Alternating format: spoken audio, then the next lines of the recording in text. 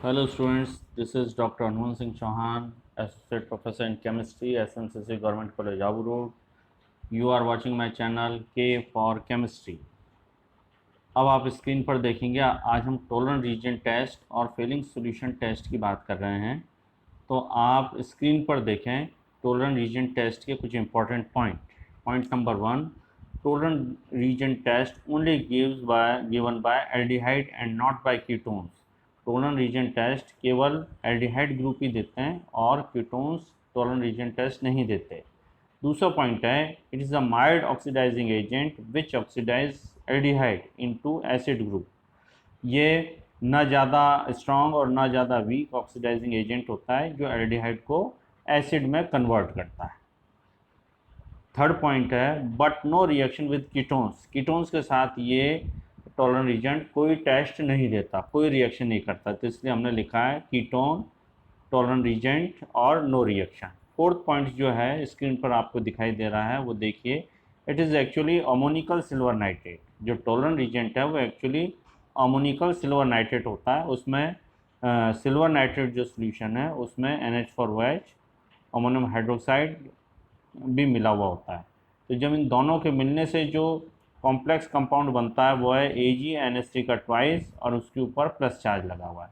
अब हमको पता है कि NH3 जो है वो न्यूट्रल है, इसलिए जो प्लस चार्ज है वो किसकी वजह से है? Ag की वजह से। It means +1 charge is due to Ag plus because NH3 is neutral. Fifth point ये कहता है कि it uses in basic medium. ये जो रीजेंट है टॉलरेंस रीजेंट वो बेसिक मीडियम में ही काम में आता है। NH4OH हमने ले रखा है वो बेसिक मीडियम।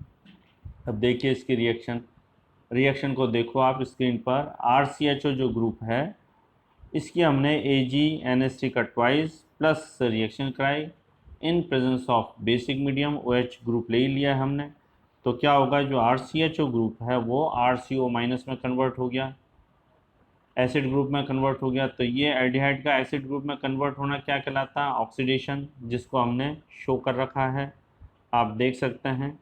ये ऑक्सीडेशन है, एल्डिहाइड ये रहा, इसका ये एसिड के अंदर ऑक्सीडेशन हो गया है। दूसरा Ag जो था वो +1 है, इसको हमने शो कर रखा है, ये +1 है। ये किस में कन्वर्ट हो गया? Ag में। जीरो जिसकी ऑक्सीडेशन स्टेट है, तो +1 से जीरो में जाना क्या कहलाता है? रिडक्शन। इसलिए AgNH3 का ट्वाइस प्लस का जो है वो Ag में रिडक्शन हो गया। अब ये रिडक्शन होने से ये जो Ag मिला है ये सिल्वर मिरर के रूप में जो है टेस्ट ट्यूब में जब हम टेस्ट करते हैं तो टेस्ट ट्यूब की जो इनर वॉल है उस पर ये जो सिल्वर है वो धीरे धीरे डिपॉजिट हो जाता है। तो वो हमको बाहर से सिल्वर मिरर की तरह लगता है, उसके अंदर अपन जो है वो अपन अपने आप को देख सकते हैं या उसका जो है प्रतिबिंब दिखाई देता है जो भी सामने चीज़ होगी, इसलिए इसको अपन कहते हैं सिल्वर मिरर। सिक्स पॉइंट है Tollens reagent oxidise aldehyde to give acid. Tollens reagent जो है वो एल्डिहाइड को ऑक्सीडाइज करके और एसिड में कन्वर्ट करता है, लेकिन साइमल्टेनियसली खुद भी स्वयं भी रिड्यूस होकर Ag बनाता है।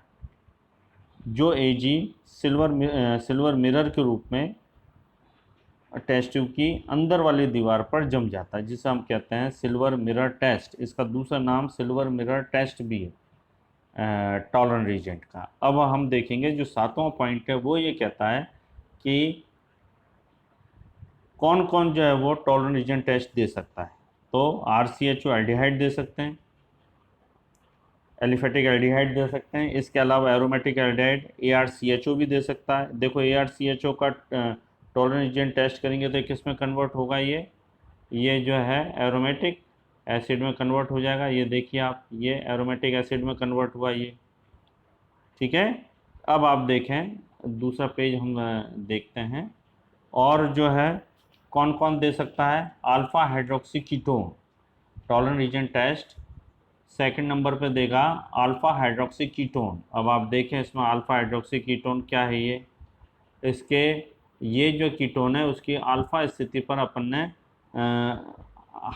जो है वो हाइड्रोजन है, C डबल बॉन्ड O जो ग्रुप लगा हुआ है वहाँ से हम काउंट करें तो देखो CH3 ग्रुप है, ये भी अल्फा हाइड्रोजन है। और इधर की तरफ जाएं हम तो जिस कार्बन पर OH लगा हुआ है उसके ऊपर जो C के साथ H है ये भी अल्फा हाइड्रोजन है। अल्फा हाइड्रोजन, तो ये अल्फा हाइड्रोक्सी कीटोन, तो इसके जो अल्फा वाला जो कार्बन है उसके ऊपर OH ग्रुप लगा हुआ है। इधर की तरफ हम जाएं दाएं हाथ की तरफ, CO से दाएं हाथ की तरफ जाएं तो जहाँ OH लगा हुआ है, तो जिस कार्बन पे OH लगा हुआ है वो कार्बन में अल्फा, तो अल्फा पर OH लगा हुआ है इसलिए हो गया अल्फा हाइड्रोक्सी कीटोन।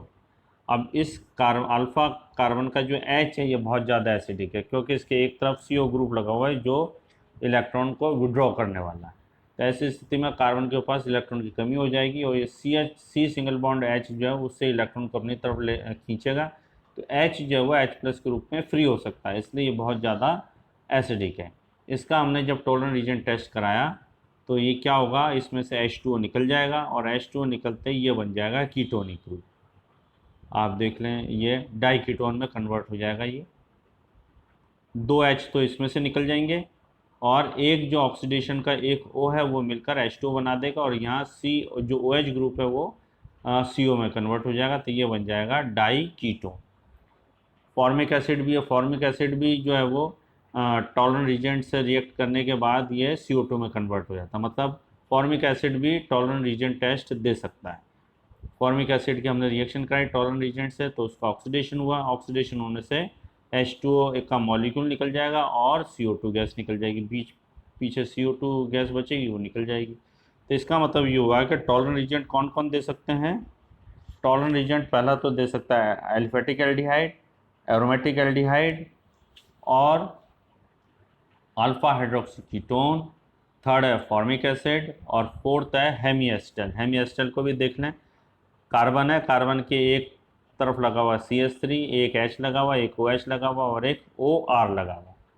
इसका हमने बेसिक मीडियम में टॉलरेंट रीजेंट के साथ रिएक्शन कराई, तो जो OH है बेसिक मीडियम वाला OH वो OH के पास गया तो H2O यहाँ से निकल गया और जो O- था वो उसने अपने इलेक्ट्रॉन अंदर की तरफ दे दिए तो C डबल बॉन्ड O आ गया ये, और OR जो था वो यहाँ से बाहर निकल गया।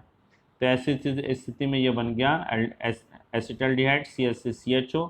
फिर CH3CHO जो था उसका हमने और टॉलरेंट रीजेंट से रिएक्शन कराई तो उसका और ऑक्सीडेशन हुआ तो ये बन गया एसिटिक एसिड।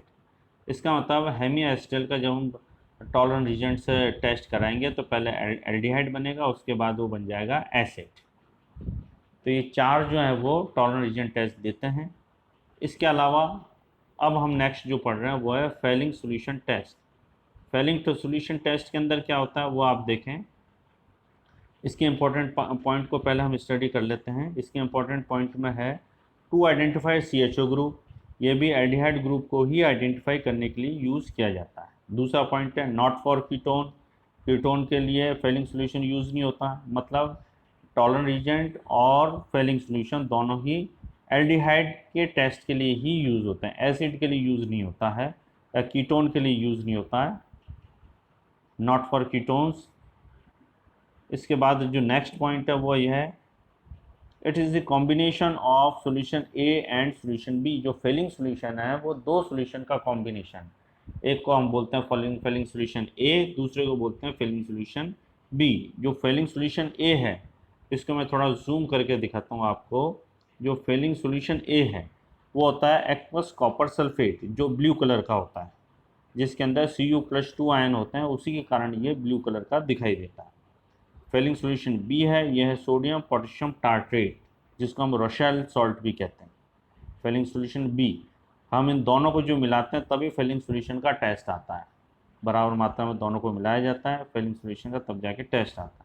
अब आप देख लो सोडियम पोटेशियम टार्ट्रेट का स्ट्रक्चर भी मैंने साइड में बना रखा है, आप देखेंगे ये है Fehling solution B, sodium potassium tartrate, tartaric acid का सूत्र है, उसके ऊपर की तरफ जो है वो COK लगाया, नीचे की तरफ में CONA लगाया है और ये बीच के जो दो कार्बन है ये किरैल कार्बन है। अब आप देखें इनका जो रिएक्शन है, रिएक्शन भी देख लें आप। जो एल्डिहाइड है, एल्डिहाइड के रिएक्शन हमने कराई, ब्लू कलर का है देखो RCHO, इसके रिएक्शन हमने फेलिंग सॉल्यूशन से कराई। तो फेलिंग सॉल्यूशन में क्या है, ब्लू कलर का है तो Cu+2 है, तो Cu+2 से जब रिएक्शन करें तो RCHO कन्वर्ट हो गया RCO- में और Cu+2 जो था वो Cu2+ में कन्वर्ट हो गया। अब Cu2O जो है Cu2O में Cu की वैलेंसी है +1 और जो ब्लू कलर था कॉपर सल्फेट उसमें उसकी वैलेंसी थी +2। तो अब आप देखें +2 का +1 में जो कन्वर्ट हुआ है ये कहलाएगा रिडक्शन। तो ये जो था फेलिंग सॉल्यूशन उसका खुद का तो रिडक्शन हो गया और उसने उसको ऑक्सीडाइज कर दिया, RCHO को RCO- में ऑक्सीडाइज कर दिया और ये जो खुद रिड्यूस हुआ है तो इसका कलर कैसा हो गया, रेडिश ब्राउन। तो ये ब्लू कलर से रेडिश ब्राउन कलर का हो गया है। तो अगर एल्डिहाइड में अगर हम फेलिंग सॉल्यूशन मिलाएं और उससे टेस्ट कराएं और वो ब्लू से अगर रेडिश ब्राउन हो जाए तो इसका मतलब जो है वो एल्डिहाइड प्रेजेंट है, क्योंकि वो एल्डिहाइड ऑक्सीडाइज होकर एसिड में कन्वर्ट हो चुका है। इसके बाद का जो है टेस्ट वो देखें, 5th पॉइंट जो है वो टॉलरेंट रीजेंट जो है वो फेलिंग सॉल्यूशन से बहुत ज़्यादा मतलब स्ट्रांग है ऑक्सीडेशन के मामले में। जो हमने 5th पॉइंट में लिख रखा है, टॉलरेंट रीजेंट ऑक्सीडेशन के मामले में फेलिंग रीजेंट से स्ट्रांग है। तो देखिए आप क्या हो रहा है यहाँ, ये जो है बेंजल्डिहाइड को फेलिंग सॉल्यूशन तो रिड्यूस नहीं कर पाता है, ऑक्सीडाइज नहीं कर पाता है।